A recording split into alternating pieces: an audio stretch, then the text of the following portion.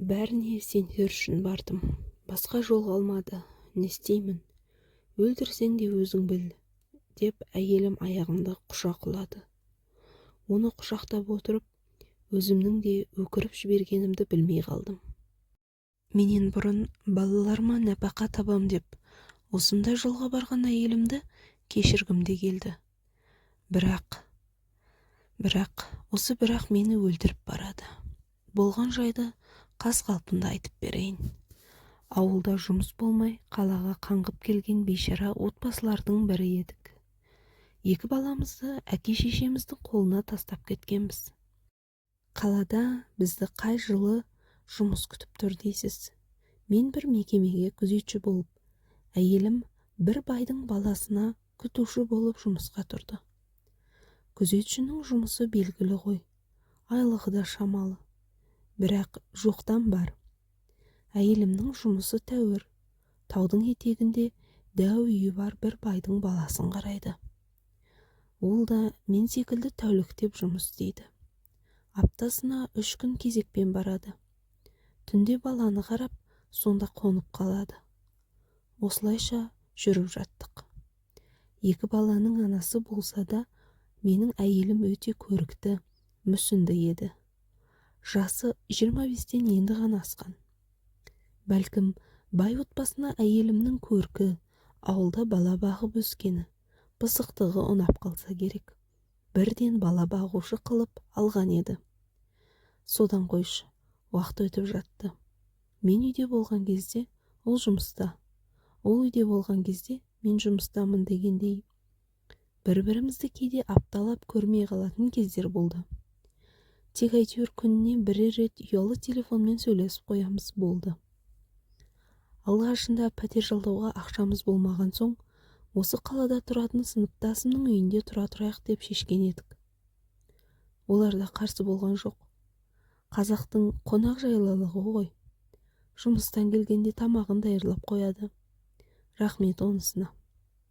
Бірде жұмыстан келіп тамақ ішіп, сыныптасыммен теледидар көруге отырғаным сол еді. Әйелі келіп, қолыма бір дәрілерді ұстата салды. Бұл не, деп едім. Әйеліңнің заказы ғой. Алып қоя салшы, деп еді. Өздерің қаңғып жұмыс істеп жүргенде, бала көтеру не керек? Дұрыс, өстіп сақтанып жүріңдер, деп қояды досымның әйелі. Мен аң-таңмын. Әлі де түсінбей, не қылған дәрі деймін. Бала болдырмайтын дәрі ғой. Төсек қатынасының алдында ішетін. Өткенде алып бергенім бітіп қалыпты. Тағы алып қойшы деген соң алғаным ғой.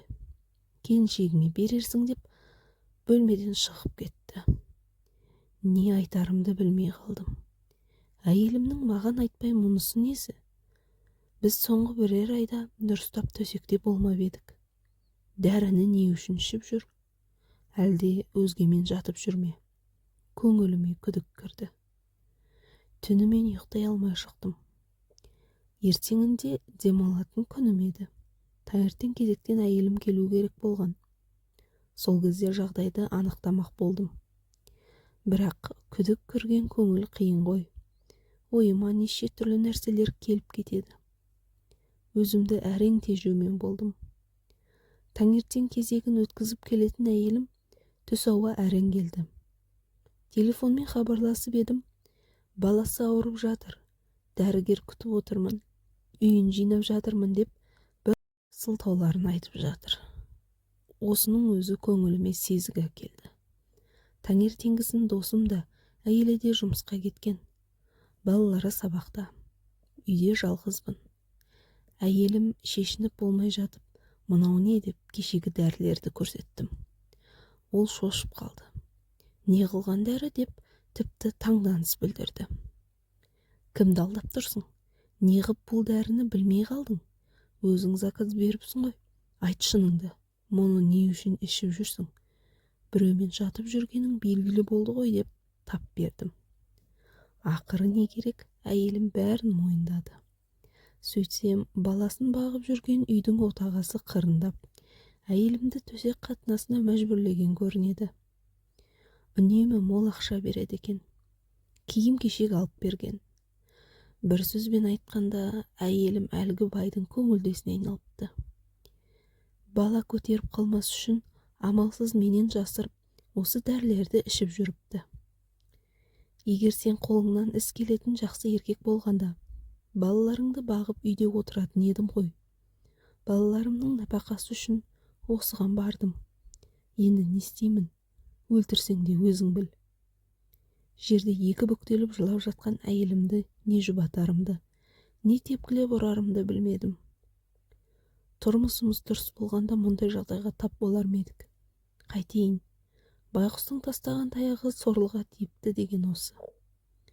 Өкіріп жылап диванға отыра кеттім. Әттең қолдың қысқалығы. Тұрмысымыз дұрыс болғанда мұндай жағдайға тап болар ма едік? Қайтейін, байқұстың тастаған таяғы сорлыға тиіпті деген осы емес пе? Ертеңінде мен де Олжа жұмыстан шығып ауылға қайттық. Болған жағдайда досыма айтқан жоқпын. Өз-өзімізді масқаралап қайтемін. Бірақ ақша тауып, балаларымызды асыраймыз деп келгенде, әйелімнің осындай күнәға барарын кешіремін бе білмеймін. Ал сіздер қалай ойлайсыздар? Өтінем, маған ақыл қосыңыздаршы.